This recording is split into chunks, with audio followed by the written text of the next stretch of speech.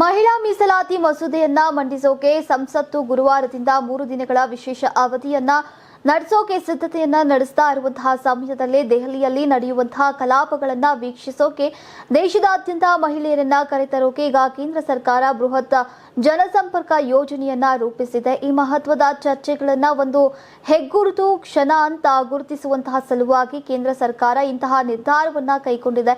ವಿಶೇಷ ಅಧಿವೇಶನವನ್ನ ವೀಕ್ಷಿಸೋಕೆ ಬರುವಂತಹ ಮಹಿಳೆಯರ ಪೈಕಿ ಸಮಾಜದ ವಿವಿಧ ವರ್ಗಗಳಿಂದ ತಳಮಟ್ಟದ ಕಾರ್ಮಿಕರಿಂದ ಹಿಡಿದು ಚುನಾಯಿತ ಪ್ರತಿನಿಧಿಗಳು ಮತ್ತು ಪ್ರಮುಖ ಸಾರ್ವಜನಿಕ ವ್ಯಕ್ತಿಗಳವರೆಗೆ ಪ್ರಾತಿನಿಧ್ಯ ಕಲ್ಪಿಸೋಕೆ ನಿರ್ಧರಿಸಲಾಗಿದೆ. ಈಗ ನೀವು ಸಣ್ಣ ಆಗ್ಬೇಕಲ್ವಾ, ಅದು ಒಂದು ಉತ್ತಮ ಆಹಾರದಿಂದ ಸಣ್ಣ ಆಗ್ಬೇಕಲ್ವಾ. ಪ್ರತಿದಿನ ನಮ್ಮ ಜೀನಿ ಸ್ಲಿಮ್ ನ ಯೂಸ್ ಮಾಡಿ ಯಾವುದೇ ಸೈಡ್ ಎಫೆಕ್ಟ್ ಇಲ್ದಂಗೆ ನೀವು ಸಣ್ಣ ಆಗ್ತೀರಾ.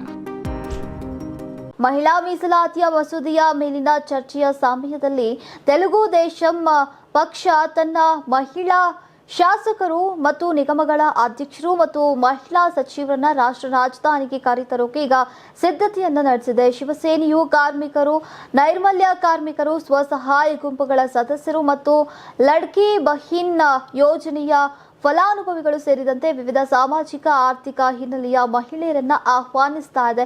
ಅವರಲ್ಲಿ ಹಲವರು ಮೊದಲ ಬಾರಿಗೆ ದೆಹಲಿಗೆ ಪ್ರಯಾಣಿಸ್ತಾ ಇದ್ದಾರೆ, ಹಲವರು ಮೊದಲ ಬಾರಿಗೆ ವಿಮಾನವನ್ನ ಹತ್ತೋಕೆ ಸಜ್ಜಾಗಿದ್ದಾರೆ ಅನ್ನೋದು ವಿಶೇಷ. ಈ ಅವಧಿಯನ್ನ ವಿಶಾಲ ಆಧಾರಿತ ಮತ್ತು ಎಲ್ಲರನ್ನ ಒಳಗೊಳ್ಳುವಂತಹ ಪ್ರಕ್ರಿಯೆಯನ್ನಾಗಿ ಮಾಡುವ ಪ್ರಯತ್ನಗಳ ಭಾಗವಾಗಿ ಕೇಂದ್ರ ಸರ್ಕಾರ ಪ್ರಮುಖ ನಾಗರಿಕರು, ಸೆಲೆಬ್ರಿಟಿಗಳು ಮತ್ತು ಸಶಸ್ತ್ರ ಪಡೆಗಳ ಮಹಿಳೆಯರಿಗೆ ಆಹ್ವಾನಗಳನ್ನು ಕಳುಹಿಸಿದೆ. ಪ್ರಧಾನಿ ನರೇಂದ್ರ ಮೋದಿ ಅವರು ಲೋಕಸಭೆಯನ್ನ ಉದ್ದೇಶಿಸಿ ಮಸೂದೆಗೆ ಮಾರ್ಗಸೂಚಿಯನ್ನ ಮಂಡಿಸುವಂತಹ ನಿರೀಕ್ಷೆ ಇದೆ. ಈಗ ಲೋಕಸಭೆಯಲ್ಲಿ 18 ಗಂಟೆಗಳ ಕಾಲ ಮತ್ತು ರಾಜ್ಯಸಭೆಯಲ್ಲಿ 10 ಗಂಟೆಗಳ ಕಾಲ ಚರ್ಚೆ ನಡೆಯುವಂತಹ ಸಾಧ್ಯತೆ ಇದ್ದು ಶನಿವಾರ ಮತದಾನ ನಡೆಯಲಿದೆ. ಕೇಂದ್ರ ಗೃಹ ಸಚಿವ ಅಮಿತ್ ಶಾ ಅವರು ಚರ್ಚೆಗೆ ಉತ್ತರಿಸುವಂತಹ ನಿರೀಕ್ಷೆ ಇದೆ. ಕೇಂದ್ರ ಬಿಜೆಪಿ ಸರ್ಕಾರವು ವಿರೋಧ ಪಕ್ಷಗಳನ್ನು ಸಹ ಸಂಪರ್ಕಿಸಿದ್ದು ಈಗ ಪ್ರಧಾನಿ ಮೋದಿ ಅವರು ಕಾಂಗ್ರೆಸ್ ಅಧ್ಯಕ್ಷ ಮಲ್ಲಿಕಾರ್ಜುನ್ ಖರ್ಗೆ ಅವರೊಂದಿಗೆ ಮಾತನಾಡಿ ಮಸೂದೆಗೆ ಈಗ ಬೆಂಬಲವನ್ನ ನೀಡುವಂತೆ ಮನವಿಯನ್ನ ಮಾಡಿದ್ದಾರೆ. ವಿರೋಧ ಪಕ್ಷಗಳು ಕೂಡ ಇದಕ್ಕೆ ಸಹಮತವನ್ನ ವ್ಯಕ್ತಪಡಿಸಿವೆ ಅಂತ ತಿಳಿದು ಬಂದಿದೆ.